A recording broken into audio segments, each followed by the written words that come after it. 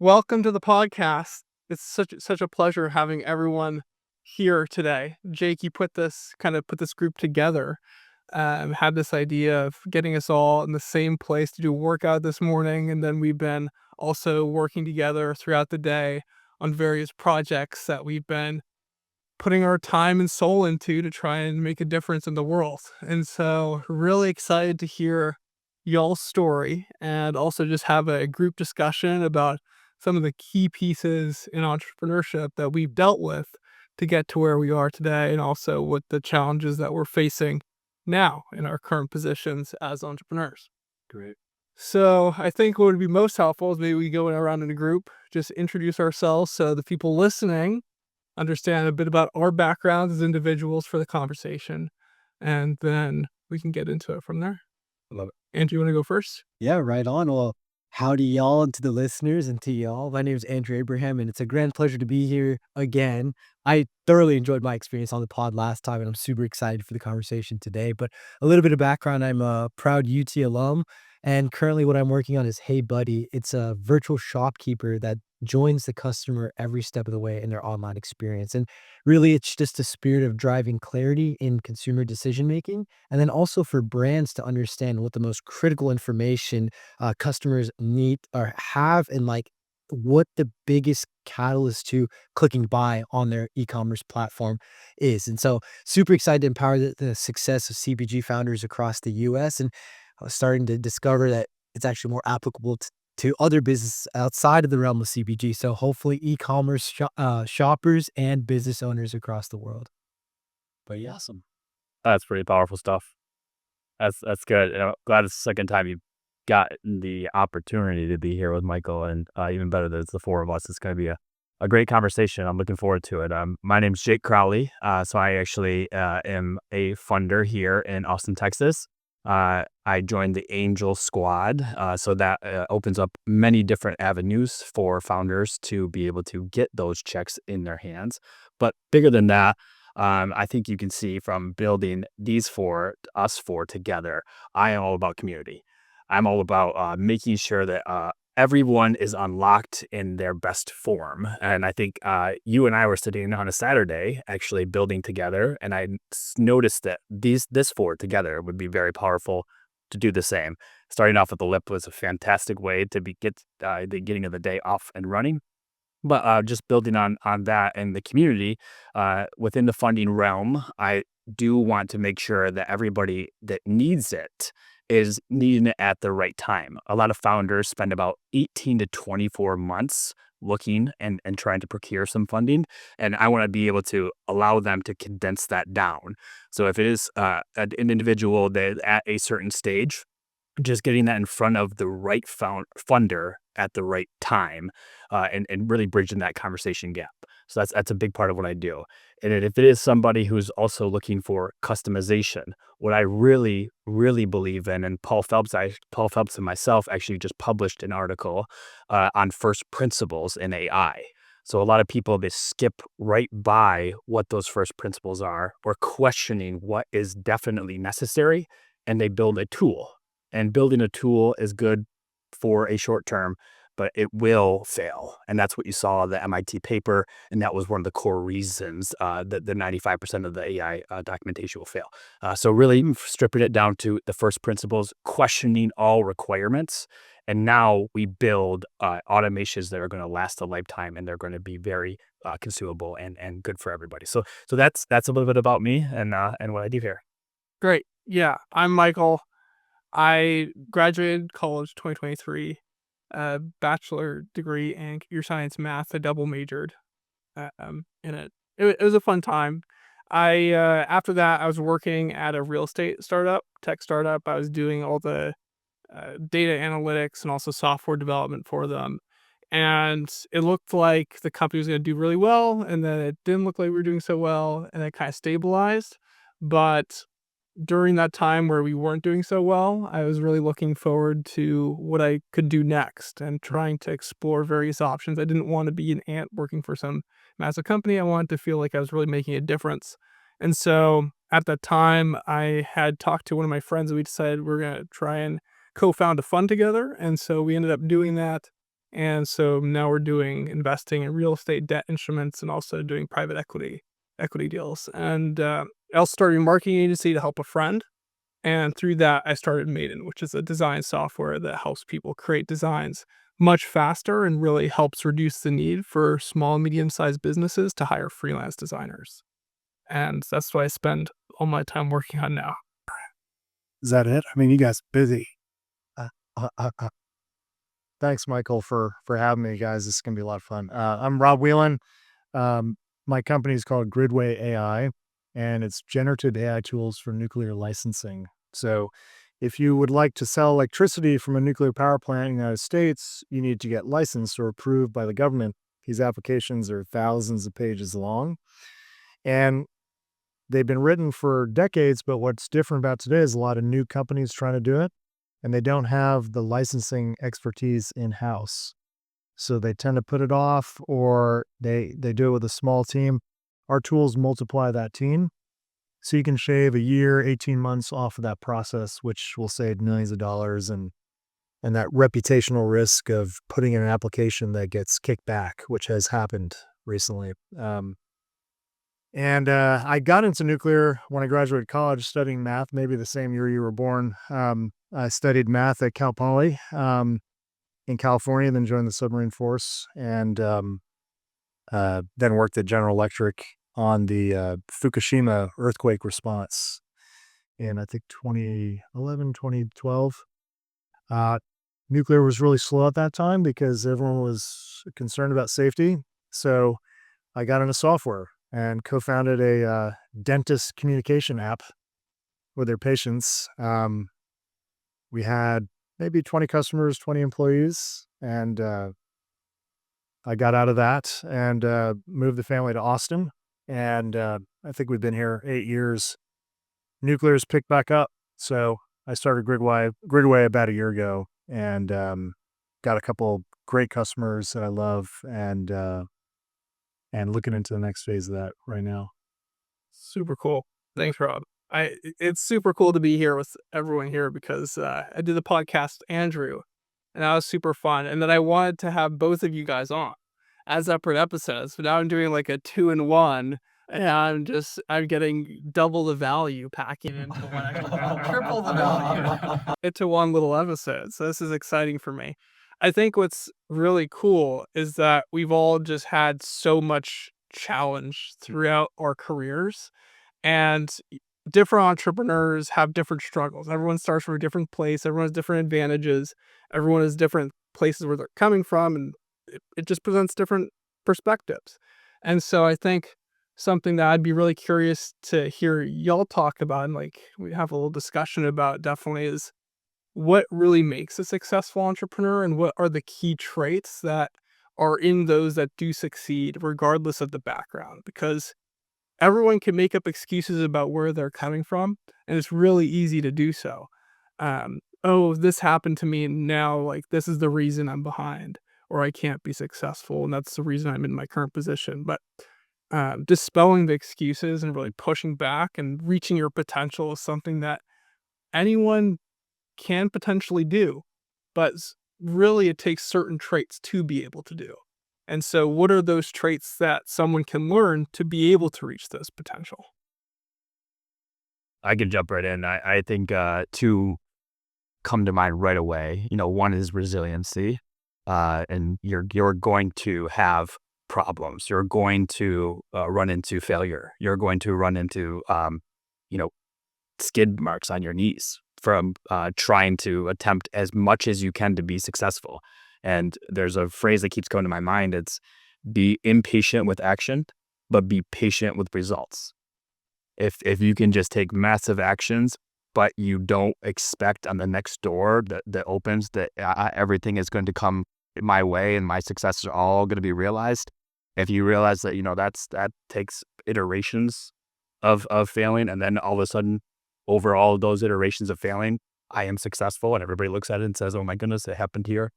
It was 4 years ago, all through all of what you've been through. So patience, but impatience in action, and then resiliency for me is one of the big marks of somebody who can be an entrepreneur and be successful. That's interesting. Yeah, when I think about some of the biggest challenges, especially if you don't have an idea you're like super obsessed about just yet, is like you consider the plethora of options. Maybe you go on a certain website that gives you 100 startup ideas. And it's always like we think from this framing of like the blue ocean strategy. I'm going to do something that no one else has ever thought of or done before. But in the age of AI, it's kind of impossible. So it's no longer is it a challenge trying to be this revolutionary company where we're the first to do it. It's about becoming like a evolutionary company that responds to the need of the market and, for example, does something differently than the main cut dry solution. So, for example, for us, there's other chatbots out there, and if we were thinking about how do we enhance the e-commerce experience for both brands and consumers, well, if we just thought about okay, we're going to be this revolutionary force and we're going to be the first chatbot, we already lost that game. But how can we evolve on top of the existing landscape? And so then how does this translate to the trait that I believe you need to have to succeed as an entrepreneur? I think a lot of times you hear it in like hustle TikTok or whatever. It's like, be super obsessed. Okay, but obsessed about what exact? Because a lot of times founders are obsessed about the business or the model that they're trying to tackle the problem. I don't think that's where true obsession is to happen because to your point, being resilient is being able to say, all right, this didn't work out. Now I need to do X, Y, Z. So it's being obsessed about the problem, Yes. not necessarily the process that you're going about it. Because again, in the age of AI, we need to rapidly move, got to shift things. And I always meditate to kind of conclude this thought is like the man who walks furthest is the man who loves walking. So it's just like continue on with the problem and then figure out what vehicle or modality of being you need to ensue in order to get to the solution of what you're trying to solve. That's my 2 cents. Profound. I mean, that idea of, yeah, fall in love with the problem, not your solution, because your first solution won't be right. Right. And onto the chatbot concept of like, hey, maybe we're not going to do anything revolutionary, but what can we do better? So one of the thinkers I like, and on this topic of like what makes a great entrepreneur. So one of my thinkers that I follow is Aaron Levy, who the box, I think it's box on X. He has great writing on AI.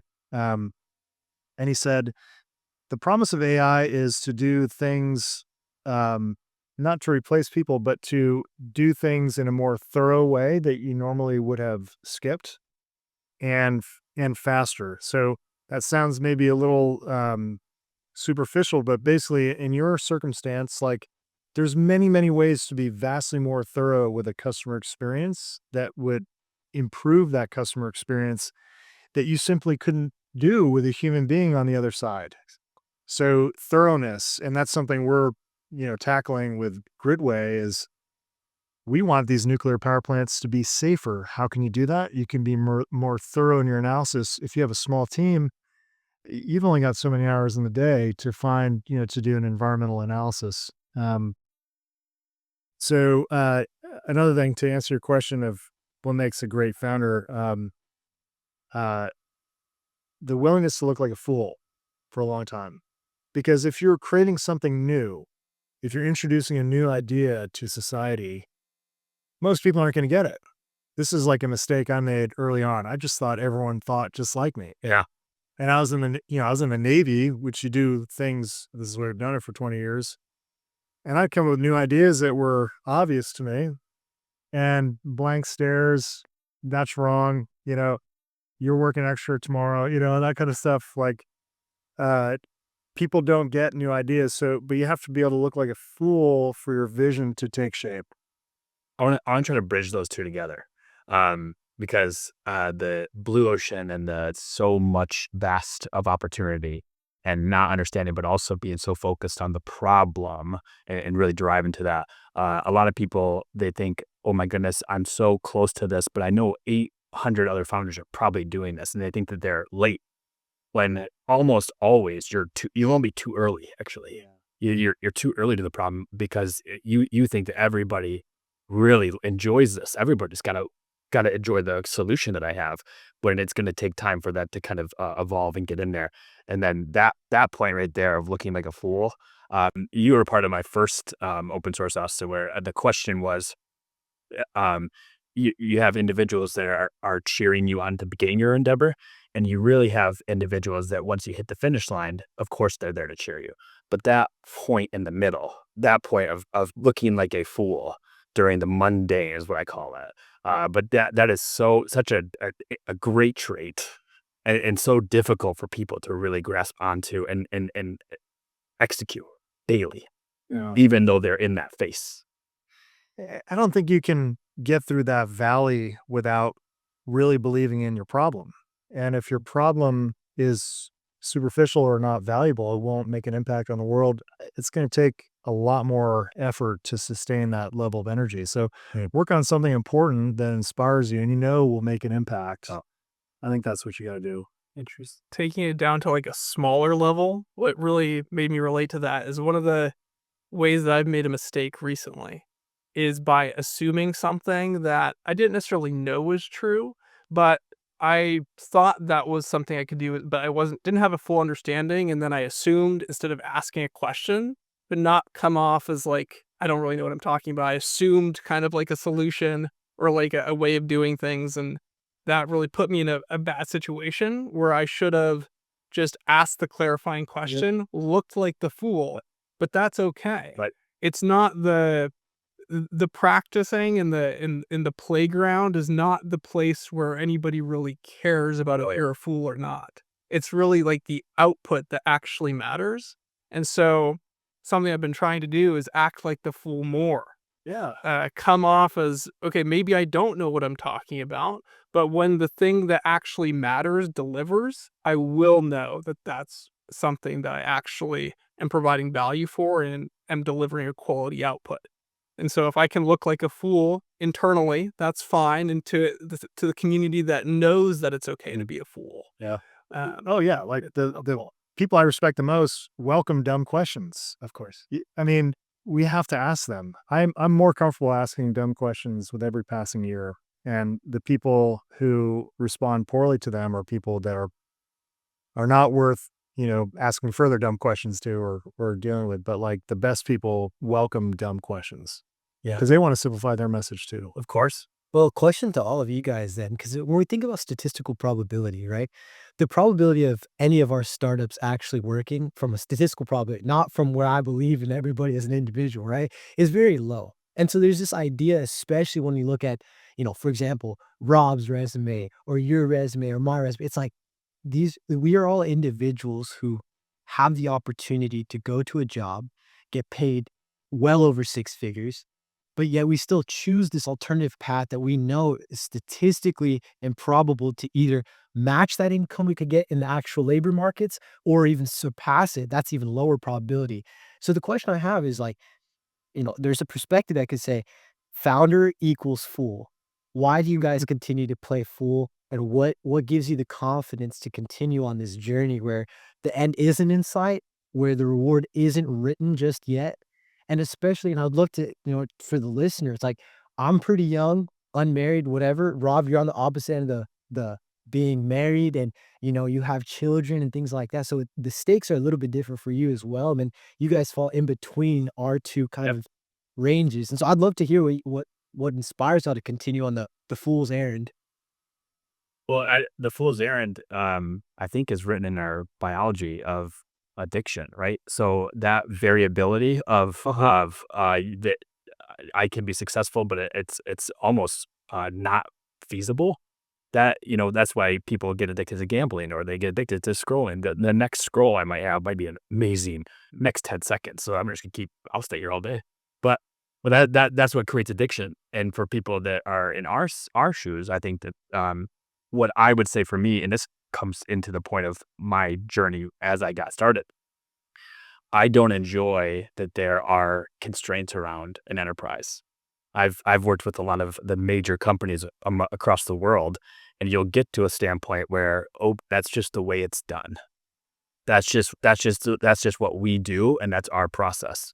And then you'll ask another question and inquiry of who was the individual who originated that.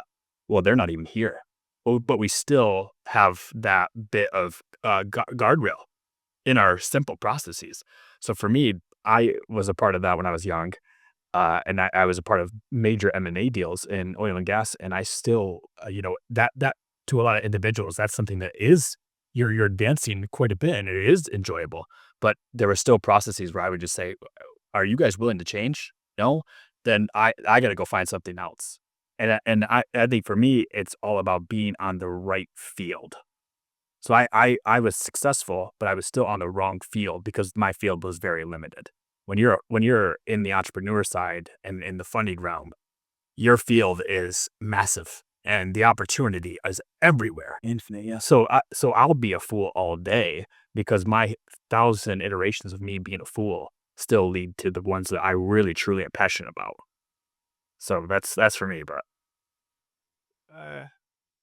I think for me, we talked about this for sure on the podcast that we did. It's a fun thing because I really lived that life in a sense when I was working for the startup when I graduated school because I had a monthly salary, and for me that was achieving the dream that I had thought I wanted to live. Mm. And I was quite depressed. I wasn't necessarily happy because I didn't see how I was making progress, and I felt very stuck. And that really curated a sense of I need to change something so I'm not depressed. Yeah. I didn't want to be depressed anymore. And I really was this sort of couch potato character where I stopped taking care of myself, like I think typical depression things. But like I don't think I was clinically depressed. Yeah. I didn't want to kill myself or anything. That's not what I wanted to do. I just wasn't happy about the situation. I didn't know how to fix it. I felt powerless.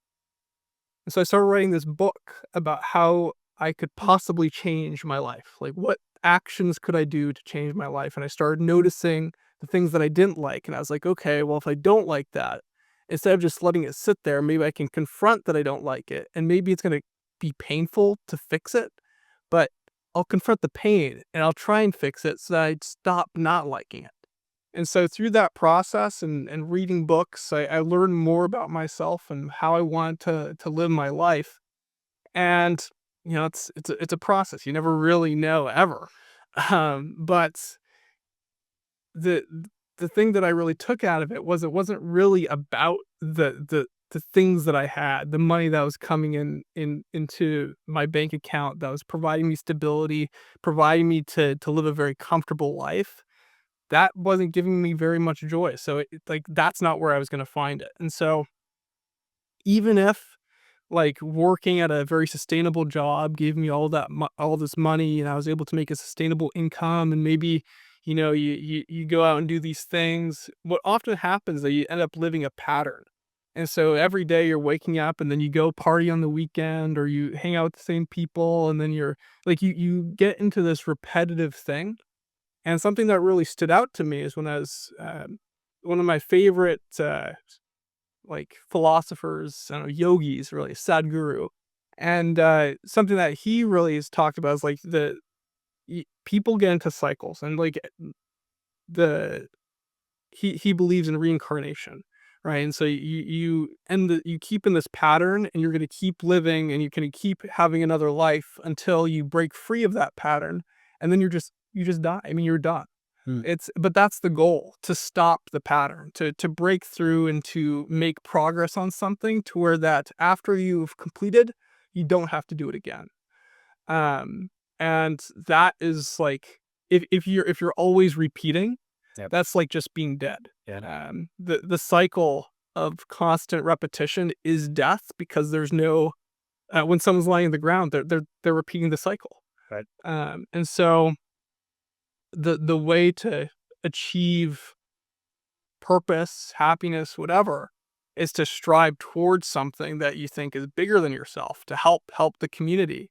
And so even if, yes, working at a regular job, making a lot of money, that's great. But it's then a question of if working that job really gives you a sense that you're building towards something, is making you a better person. And I think a lot of regular jobs can do that. And I think there's a lot of value in some really great jobs out there. But for me, and the way that my path has evolved, it's like I am where I am right now. Maybe a different me is working a regular job, and I think I'd be totally happy doing that. But just how my life has happened, now I'm doing what I'm doing right now. And I don't have the experience to know if working a regular job is going to be like would be a good thing for me to do. But every month that I put in the work to try and make Maiden a better thing, I feel better. And so if I'm feeling better every month and I feel more energy, I feel more happiness, I enjoy the people I'm spending my time with more and more, that's a positive trend. And I should keep doing that. And then how can I accelerate that? What things can I do to even make that go faster so that I'm hanging around the people I like even more, that I'm then creating a community that I really feel is aligned with my interests. And so as long as I keep doing that, it's like, okay, yeah, maybe I could go to go find a job, but I'm making so much progress and I see the progress I've made. I'm like, I'm just going to keep making the progress. That's my, If you don't mind, I just want to comment one thing because that's impactful. That's amazing. And the habits or the patterns is just such a dissection to go inward into process. The one thing that you mentioned there, I always say is when you plant your flag into something, you realize that this is something that I believe is impactful, and I am here for the mission.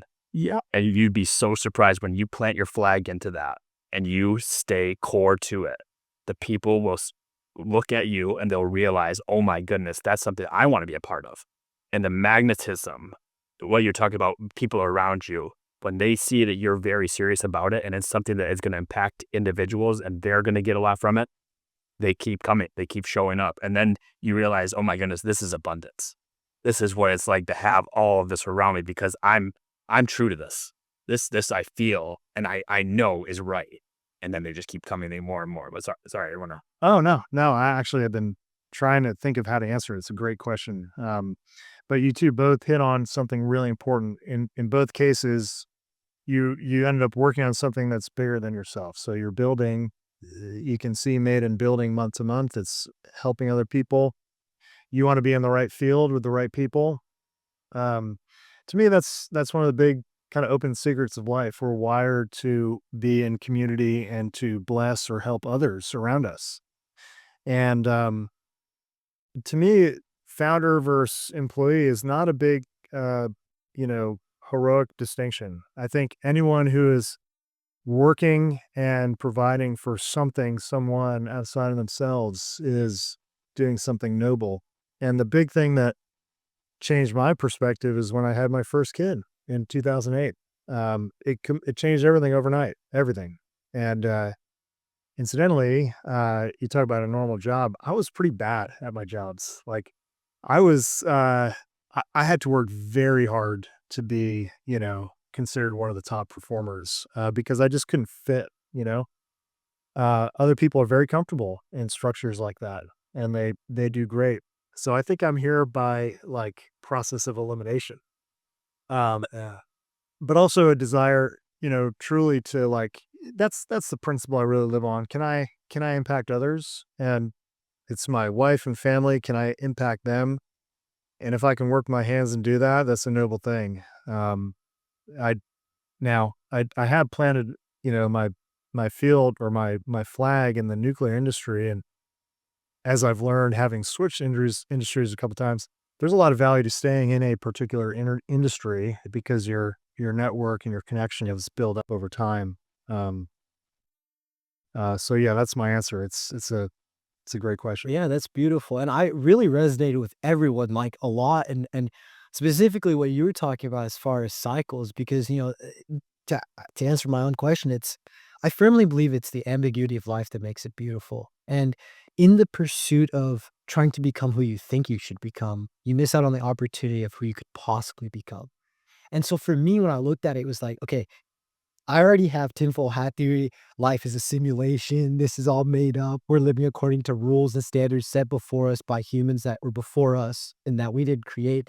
And so I looked at the rule book and I was like, okay, went to a solid business program. Shout out to Macomb, Hook'em Horns for life. Then usually it goes like, okay, JP Morgan for 2 to 3 years. And then you go to your MBA program and then you get married and you move to upstate New York. And then you have the kids and the white picket fence and da, da, da. That's cool. Ooh, upstate New York. But like, in my experience with life, it's just like, okay, but what else is out there? Like, that's a great reality. I'm not complaining, God. Like, that's a great thing that you've set before me, giving me the privilege and opportunity to potentially experience. But what else is out there? And then for me, I started, really just tapping into my inner child. And you like think about all the books you read as like a child, Percy Jackson, Harry Potter. I don't know what y'all were into, but there's this moment in the hero's journey where they go, F it. I'm gonna just see what happens. And I think that's where I'm at right now, where I said, Yeah. let's see what happens. And in the process, it's been so ambiguous. Like, I would have never met you guys otherwise. Like, if I hadn't said no to my remote job and then really leaning into the ecosystem, I wouldn't have met you guys. And I think that again, it's like if you choose to be authentic and genuine to yourself, you go against the regiment and you really lean into ambiguity. That, to your point, right? When people start seeing that you're serious about this journey, that's just the law of attraction happening. And everything according to divine timing that's supposed to get you to where you need to be will happen. And so, like, when you stop being the fool, when being the fool stops working. And as of now, like, we're still. So that's all I feel. Okay, I have a story for you. When I met you at Jake's event, I went home and told my wife, I met one of the top 5 most charismatic guys that we're at. But embracing the ambiguity, I almost feel like we have no choice but to do that, because in both your cases, you mentioned like, shoot, I just graduated. What do I do now? Well, for thousands of years, you didn't have to think about it. You did what your dad did, or you joined a guild or something like that. I actually think we have a bit of a burden right now. This paradox of choice. There's too many paths to go into, so we almost have to embrace ambiguity because uh, there's too many choices. Yes. Do you guys struggle with that? All the time. So I got a good thing to talk about this. So I have actually a lot of friends from college who really struggled with trying to figure out what actually to do now that they have their degree and they're supposed to go to the workforce. But what career do I pick? What thing do I actually specialize in? It's very difficult to know because it feels like this massive decision that you have to know right then and there in that moment. And even like choosing a major, people wait till the very last second to make a decision, and it like turns out to be like the wrong thing. They weren't really sure. That's just math. Math is always a good Could be choice. true. Yeah, I love math. Math's a great choice for any major. It's very helpful. English too, I think. Yeah, I agree. Isn't that wild? To opposite. Yeah. I'm saying both skills though. I mean, you have to see a great mind, but then you have to be able to tell the story. So that's where Like writing is so important in it. Then like was an English major and I could write the best email every single time. I mean, you can get so far with writing a good email. Yes. Anyway, ChatGPT is also. I was going to say there's some models out there. Yeah. But when it comes to making a choice and a decision on which path to take when there are multiple choices, the best answer for me is always just to do something and take the unrelenting action. And maybe it's the wrong decision, and you never know at the start.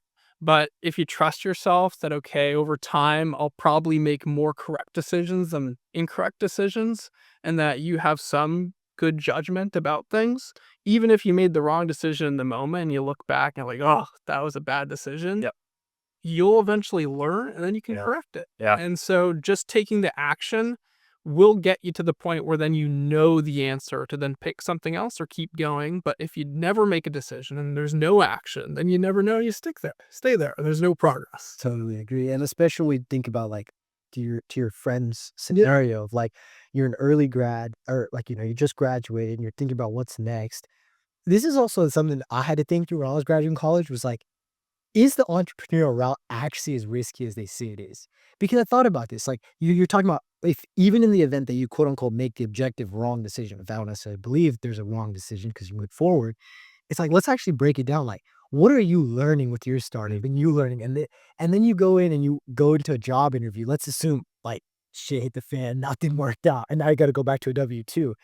You as somebody that's being interviewed are now so different from the rest of the candidate pool. Like for example, if I'm trying to go back to being an analyst or whatever, or associate, like, tell me about your experiences. Which one? Running this company, or tell me about a time where, that's the standard question. Tell me a time that you had to deal with a challenge. Oh, well, I'm an entrepreneur that couldn't make payroll one month and I had to figure it out from there. What did you way better story than I went to JP Morgan for 3 months, did what every other analyst does, right? And so is it really that risky? Even in, like, and I think that's something that we like give too much credit or power to, is the risk of the alternative path. And I think really it actually mitigates a lot of risk. I was just gonna say that honestly. I was gonna say I think it might be even riskier doing something that is against what you believe. Yeah. That might be the riskiest thing that you can do in your life, because if you think about yourself when you're 60 or you're 70 or 80 years old, you mentioned earlier about your grandchildren that you vision. But with you're 80 and you look back on your path and you say, I wish that I would have took the risk. That's something that you never want to state. Yep. You can make those decisions early in your life, but you can never take it back once you've already made that decision and gone down that path. So I think that's a great scenario. And but you mentioned something earlier about being authentic. I think you guys know that that's kind of my big shtick here, of just trying to lean in as much as you can to do so. And I think that creates really what it means to live your true life, your truth. If you ever get in a standpoint where you see failure or you think that it was the wrong decision, but you learned from that, you mentioned it's not a wrong decision. It's a decision. And it's something that now I am actually a better person because I made the decision. I learned from it. I'm building blocks off of that. But it happened a few years ago for me, and that's why I lean into this so much more. Is trying to be that authentic self.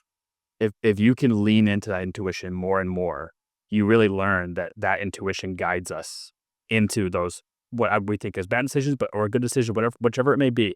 But as long as we keep making those based off of intuition, I'm carrying out what I believe in myself, and everybody enjoys as somebody who's being genuine. Versus if they're trying to put a friendly face on or a good front, you can smell them a mile away. They might be successful, but you don't want to be with them when the time matters.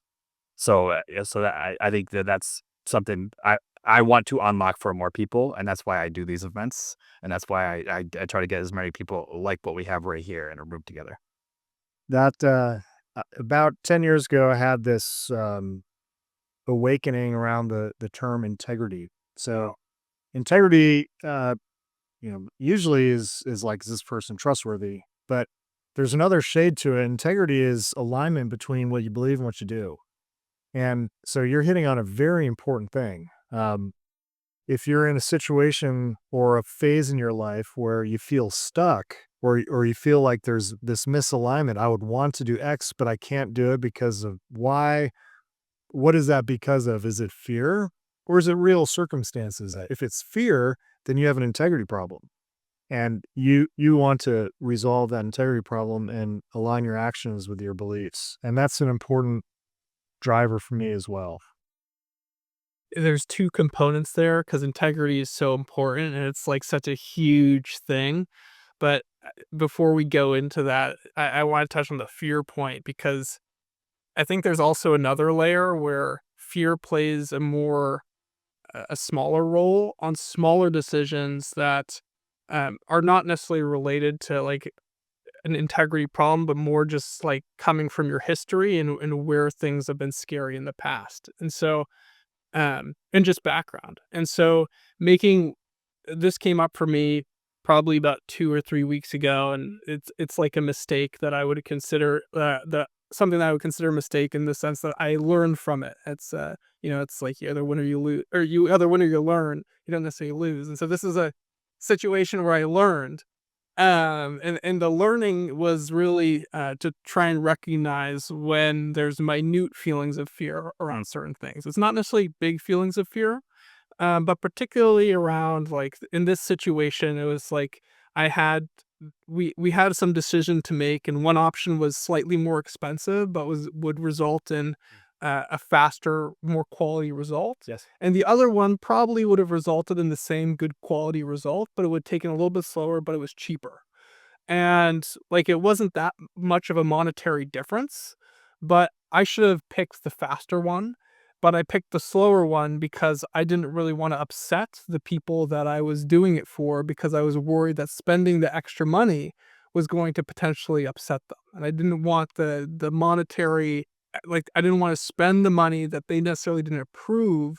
Like, it was a thing that I needed to accomplish, but I didn't want to spend the money to do something when I could take a cheaper option, rather than just pick the best decision. I knew the faster one was the better route, but for me, like, the undertone of, like, worrying about the extra costs for me was, like, something that, like, not growing up necessarily in a super wealthy family where, like, money wasn't, like, money, like, we couldn't necessarily spend money on everything. Like, it's important not to waste money to go to different things. And so it's like, it's not necessarily that led me into some vastly different thing, but it was an undertone that made me choose something different from something that I knew was the right thing to do. But things like that can just happen where it's things from your experience. And for different people, I think it can be different things. And it can be very different from that. But that's like, now, since that just happened pretty recently, I resolved to try and, like, watch when these minute, very small fears come up that are from something not necessarily about, like, if it's like, if I believe something is right, I should do the thing that I think is right, and not necessarily try and pay attention to when I feel like the past experiences of my life are influencing something in my present in a very small way, but they can still play a big role in changing decisions and in coming through fear. That's one of the most important topics that we'll talk about, is the fear base, but it's also the integrity driven. And it's about everything we do in life and in business. If you are going to be a part of a partnership, a friendship, or in business, you have to be accepting that there are some people that you had to say no to, or you had to shed them from your life, or from a key decision. It could be a client that you have is going to move the needle, but they're not an integrity individual. You have to be the one that's going to sign off on that and say, am I going to erode a little bit of what my belief is or my integrity based off of that decision? I will have a lot of hours that I will spend with somebody up front and getting to know them and getting to know what their process is. If I'm going to a leader of a company and I'm asking them about key decisions that have to be made, and is it going to be made based off of your leadership that's going to stem all the way down and people are going to follow along with us, then I am going to be somebody who is very much inclined to be a part of this. If there is going to be some CFO who has a backroom deal with a team out of Singapore and they kind of have to have this contract because they're kind of held to that, I'm sorry, somebody else is going to be the right person for you, but it's not me. So making decisions not based off of fear, not based off of what my constraints are at this very moment, we have to kind of consider what that looks like when we entangle ourselves with the people that we have in a friendship, in a relationship, and then in business. That's smart. Well said. So I guess question for all of y'all, since y'all are more experienced veterans than I am in this game of entrepreneurship, we've drawn this correlation to fear being kind of the imposition of being truly virtuous, or how operating at the highest level of integrity. Usually when we think of fear, that's associated to, let's call it, a lack of experience, authority, clout, whatever.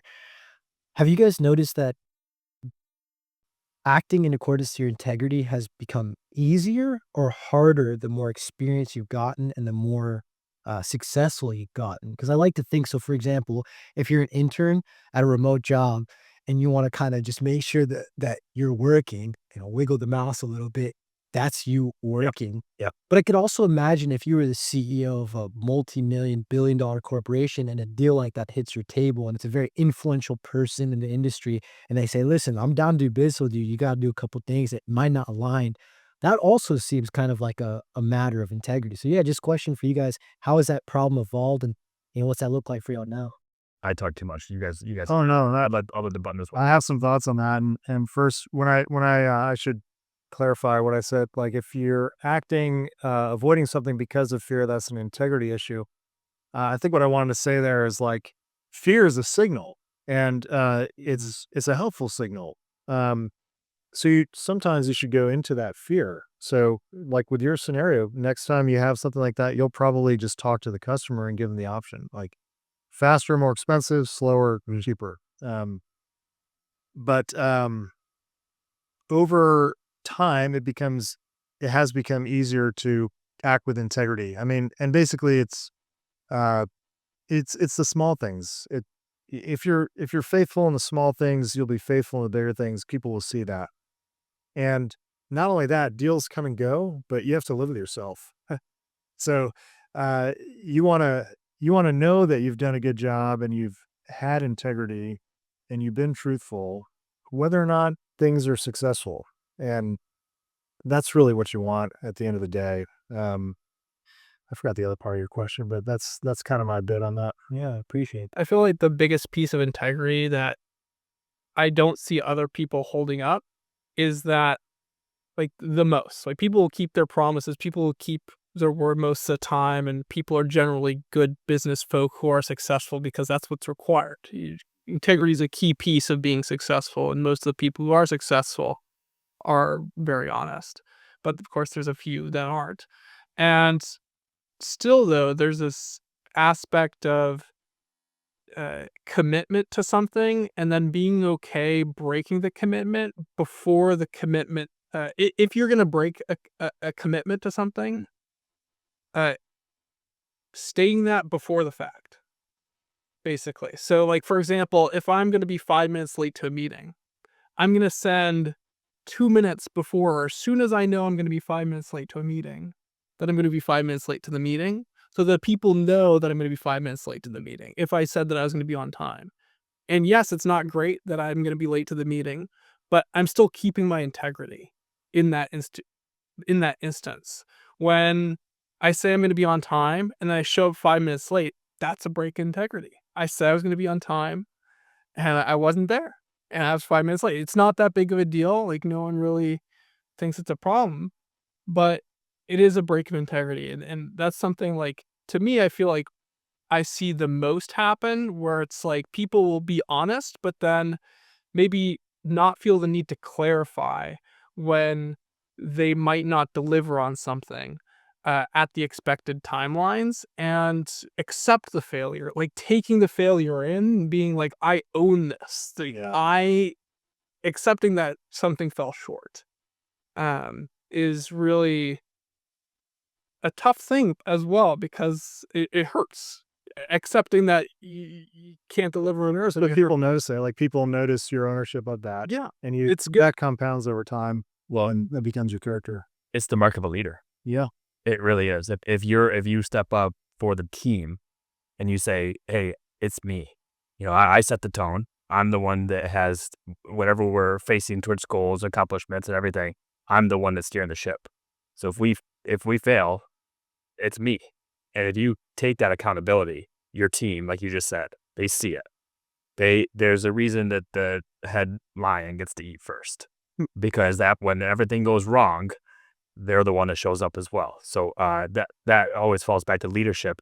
But that point that you made of being accepting that things are fear based, but really, even if it is a fear based decision, I am always somebody who's going to lean on my integrity. My reputation is based around that. We talk about a lot about brand strategy for a company or for enterprise or for entrepreneurs. You as a person, when you say something to what your story is going to, and you fulfill it, that is building your reputation. And if you dwindle that at some point, the community understands it, and that will get out. So you have to be your reputation at every single turn. If it's the smallest meetings, if I'm going to be 30 minutes late, I'm going to let you guys know, because you guys deserve that. I don't care what status you are, what we're gonna do. You deserve that for your time, for what you do. So that you had to build that into yourself. Yeah. Yeah. That's incredible. I really appreciate that. And I think with the idea of reputation, it's a very fragile subject in my mind because it's the one thing that takes a lifetime to build and just one moment to destroy. Oh man, yeah. So it's actually one that I think about all the time. It's like, wow, you could do all this great work for 30, 40, 50 years and just screw over the right person at the right time, and it's all set and, it's done. Yeah, I tell my kids one lie does 1,000 truths, and I've seen it over and over. And it is a fragile thing, and but it's real. Real. It's not worth it. No. No. And I think one of the undertones of where this dialogue took us was money, physical success, tangible success. These are all kind of call it the roof over our head, but the actual house or the bed that we lay in is our experience with ourselves. Right? So it's like when you guys were talking about this idea of integrity, and like you mentioned, like, deals come and go, but at the end of the day, you still gotta live with yourself. That's what really pinged in my brain. Was like, wait, that's the real wealth. Is like your experience relative to everything around you, and in like your experience with your own self. And if you're a financially rich man because you broke morals and integrity, and you clawed your way up and cut people and stepped over people to get to where you are, it's like, where did you actually get to? Yeah. Is that really wealth? And I often think about this because maybe this is the most appropriate thing to say on the podcast, but I've gotten the opportunity, for example, like be a plug or like a drug dealer many, many times. Or had like friend of a friend tell me, Andrew, you're real entrepreneurial, business savvy. Can you help me with this? I'm like, It's a plug. Is that a drug dealer? Right, that's true. And I've always had to say no. I've always had to say no. To clarify. Yeah, no, great clarification. thank you. And I'm talking like I've got a couple buddies that like are not buddies for whoever's listening, just people that I've met in the past who print money with what they're doing. But I've watched how they move, and these are guys who wherever they go, they got security. Wherever they go vacation, it's got to be like, all right, we made sure the location's safe. Or like, for example, they can't sleep at night. The dog starts barking, they're thinking like, oh my gosh, like what is that? I'm good. Me personally, Yeah. I'm good. Like I would rather have my values, have my morals, and keep building on what I got, because I do believe in everything that we just talked about. Yeah. The morals is everything. The foundation of like you had mentioned back in your early start of your life, that you didn't come from what some people would say is succeeding or a humble beginning. So that was mine. And I know that a lot of people, when they're in that circumstance, they'll make decisions based off of what they believe is right. And I get that. That's their lens. That's what they have gone through in their life. That's the circumstance that they're in. But you had mentioned something very powerful. You said it's the little things. Yeah. It's when that, things are going wrong. I am in a tough circumstance, but I'm still doing the right thing.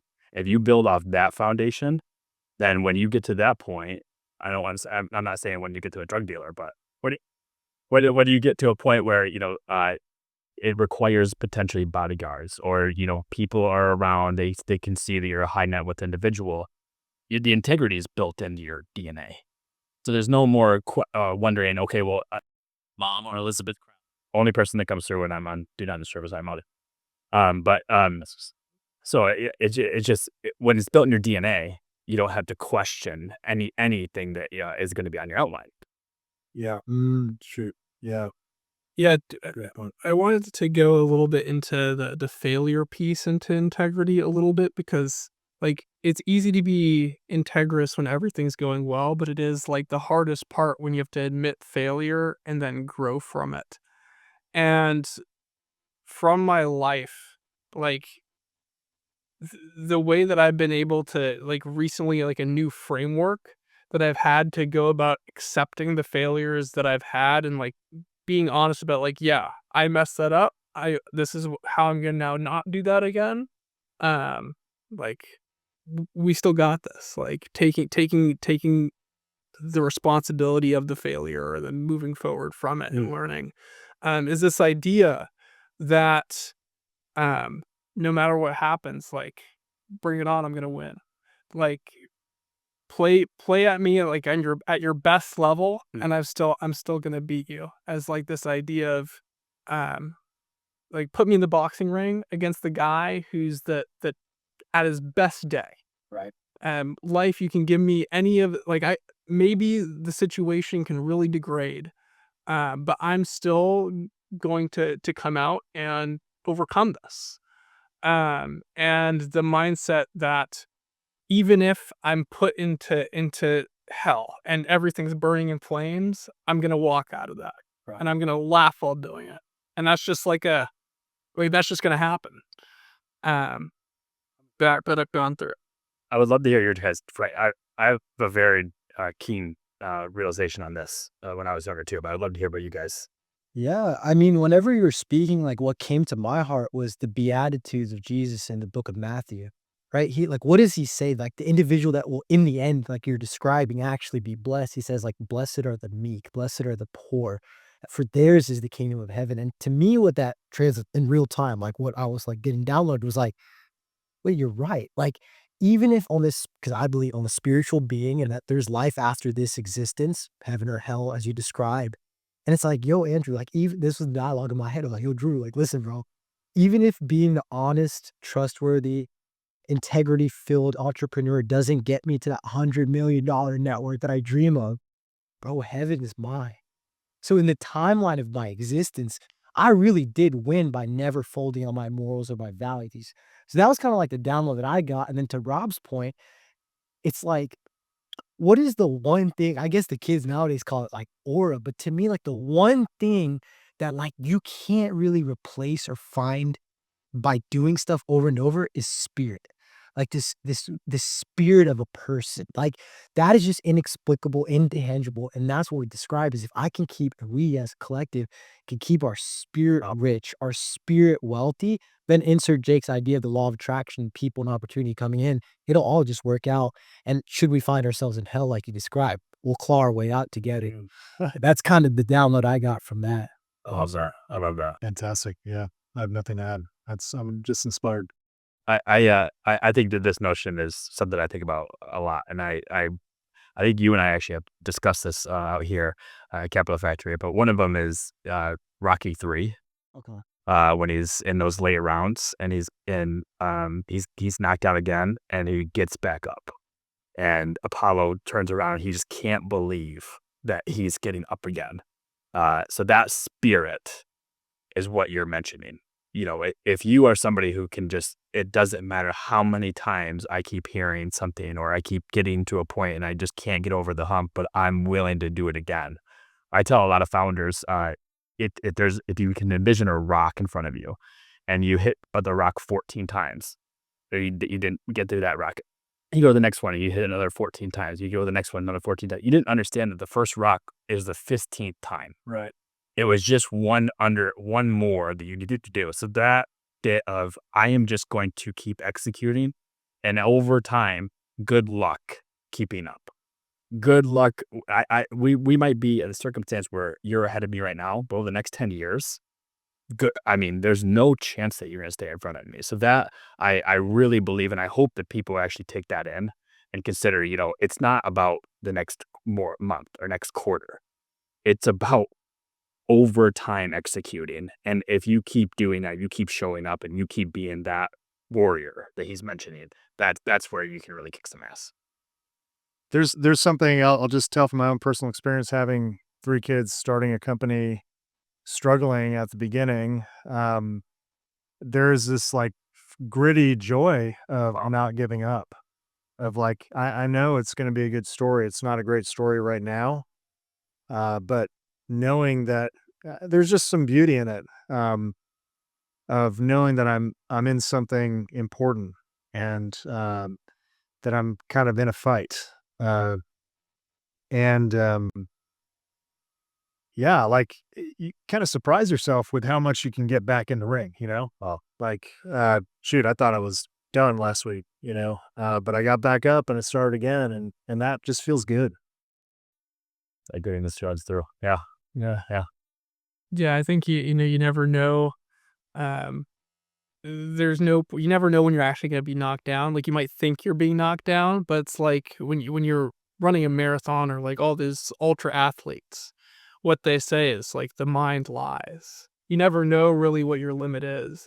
And so on the nights where you're exhausted, on the nights where you get 4 hours of sleep, it's like you don't really know what the limit actually is. And you might be sad, you might be like in this moment really just feeling confused and like I know I do. Like there's moments where I'm just like this is not going well, but then at the end of the day, it ends up being fine. I can push through it, and the only way through hard is to just keep going Yeah.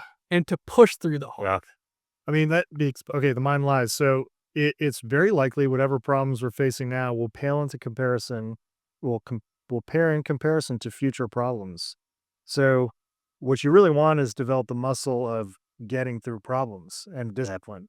Because, 2 years, you might look back and be like, man, I had it so easy, right? In October of 2025, in comparison. But again, that joy and the satisfaction of working through problems, that's the flywheel you want to do.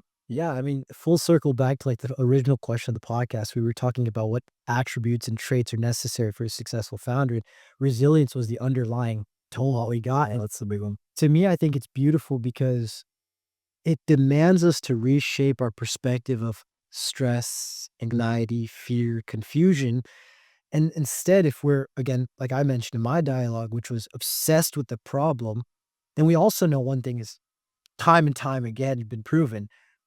In order for human evolution to actually happen, whether that's on a macro or microcosm, suffering is necessary. Yep.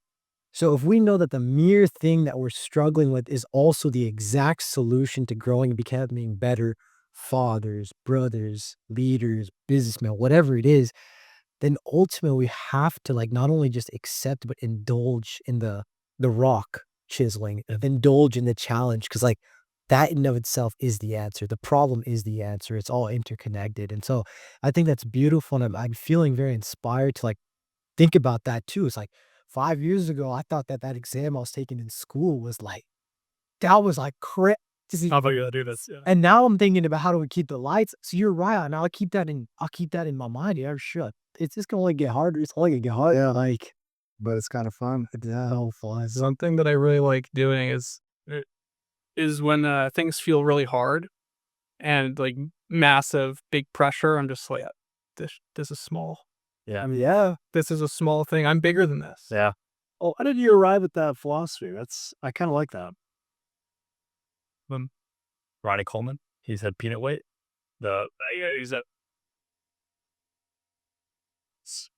Like just a thought I had one day That's beautiful. is just like I felt like the things that I was dealing with were challenging, but I knew that they were just small. Like they were just small things. I've been on a big Texas history kick, so I read Big Wonderful Thing and then a bunch of historical novels in the last year and a half. And yeah, a lot of our problems today are kind of small, Yeah, and there's still problems.